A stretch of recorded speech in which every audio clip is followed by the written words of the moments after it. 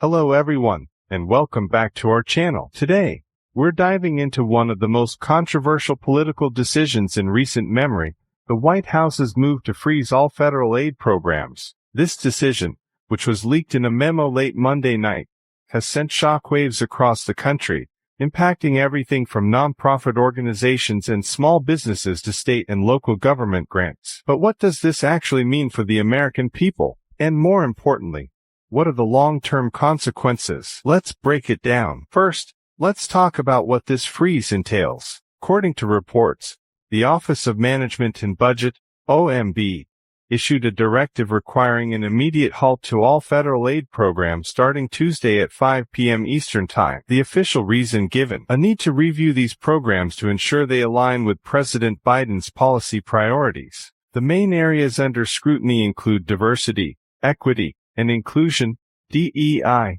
initiatives, gender identity policies, and climate-related funding. However, the reality of the situation is far more complex. For one, the White House insists that direct aid programs, such as Social Security, Medicare, and food assistance programs like SNAP, will remain untouched. But there's a catch. While direct payments to individuals may continue, many programs that indirectly benefit millions of Americans, such as Meals on Wheels and educational grants, could see severe disruptions. And this is where the real problem lies.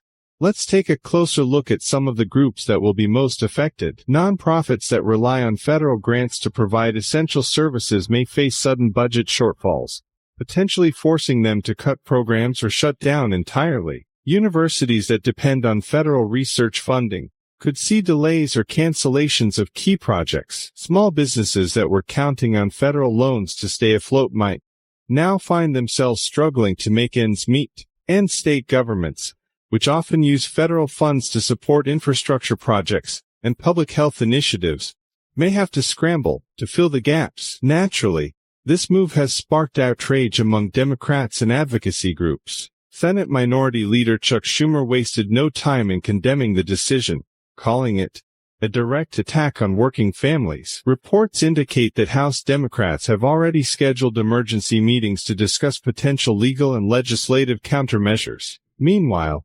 organizations representing public health officials, small business owners, and education advocates have announced plans to challenge the freeze in court, arguing that it violates federal budget laws. But the controversy doesn't stop there. Legal experts are now questioning whether the White House even has the authority to implement such a sweeping freeze. Under the 1974 Congressional Budget and Impoundment Control Act, the president is required to spend funds appropriated by Congress unless specific conditions are met. Some argue that Biden's move could set a dangerous precedent, allowing future administrations to bypass Congress' power of the purse whenever they see fit. So what happens next? For now, the Biden administration is standing firm, insisting that the freeze is a necessary step to ensure taxpayer dollars are spent responsibly. However, with lawsuits already in motion and public pressure mounting, it's unclear how long this policy will hold. If history is any indication,